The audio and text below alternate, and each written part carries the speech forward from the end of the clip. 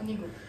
Alors, ce matin, j'ai reçu un patient, X de 58 ans, alcoolo-tabagique, Adipakianais, depuis près de 32 ans.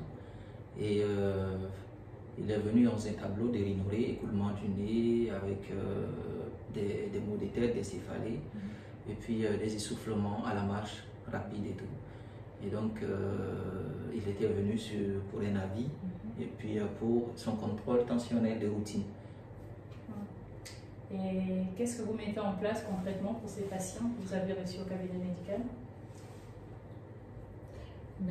D'abord, dès que le patient il arrive, il faudrait voir déjà son état, le fait qu'il soit grippé, de faire gripper en même temps qu'il a du mal à respirer, de le faire asseoir, de lui proposer un masque déjà avant que le médecin le prenne, l'enregistrer en même temps en étant assis. Voilà. Après, on annonce au médecin directement, généraliste. Et docteur, qu'est-ce que vous avez préconisé pour ces patients? Alors, vous l'avez vu?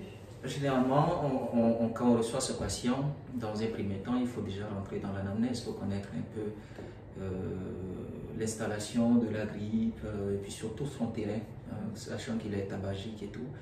Et après, il faut bien l'examiner, côté pulmonaire, pour voir s'il n'a pas des signes de retentissement au niveau pulmonaire, au niveau cardiovasculaire, parce que c'est un tabagique, c'est un facteur de risque justement cardiovasculaire qu'il faut aussi prendre en charge. Donc, la rhinite, généralement, on est venu au diagnostic de la rhinite parce que c'est avec la saison et tout, et c'est un écoulement de nez avec les signes. Donc, on est venu au diagnostic de la rhinite allergique. Et dans ce cas de figure-là, tout ce qu'on peut mettre, c'est un antihistaminique, et puis des congestionnants, et puis voilà, peut-être traiter aussi des signes d'à côté, les maux de tête et consorts. Mais le grand risque chez ces patients, c'est surtout son tabagisme.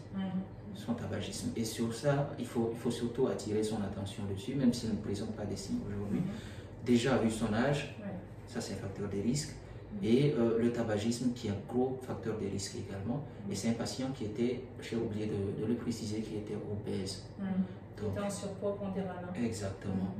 Donc il faudra déjà le suivre de près, le mettre dans ses mesures hygiéno-diététiques. Il doit arrêter d'abord. On doit procéder dans le sévrage de son tabac, et puis qui se fera de façon progressive. Et puis se donner à des activités physiques, le sport, et puis voilà. Continuer sa rééducation, c'est dans un premier temps d'abord dans la mesure hygiéno-diététique, avec le temps maintenant, si c'est nécessaire, mettre un traitement adéquat. C'est ça. Donc là, le patient qui nous a consulté ce matin, il est rentré chez lui avec comment je peux dire, une solution plus claire. Exactement. Des choses. Exactement. On a mis en place des mesures hygiéno-diététiques, comme je viens de l'expliquer. Et puis on a expliqué clairement les risques qu'il encourait de continuer à fumer. On a mis certaines mesures, notamment le sport, qu'il doit faire des activités physiques et consorts. Et puis pour sa rhinite, c'est ce que j'ai dit, on a mis un antihistaminique.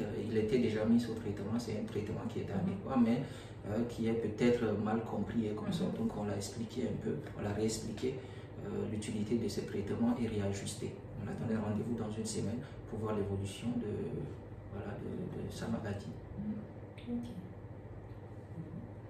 Donc, je pense qu'on est bon, hein? Nous avons tout donné. Donc, sur cette chaîne-là, ça sera vraiment ça. On va donner des cas comme ça, des cas concrets, et surtout donner des solutions aussi, et pouvoir aussi éduquer. C'est ça. Voilà, la rhinite, c'est pas quelque chose à négliger. Hein? Non plus. Voilà, faut prendre soin et consulter surtout. Pour le tabac, c'est pareil aussi, comme on a dit. Hein. Il faut consulter parce qu'arrêter tout seul, c'est pas facile, c'est très compliqué. Voilà, c'est faire suivre. Ça demande une éducation, et puis voilà, un suivi de très près en tout cas. Tout à fait. Donc ici, nous avons nos médecins, comme ici Dr Majatoun, qui sera là pour vous donner plus d'informations là-dessus. Et on vous dit à très bientôt pour le week-end prochain. Merci. À très bientôt. Au revoir.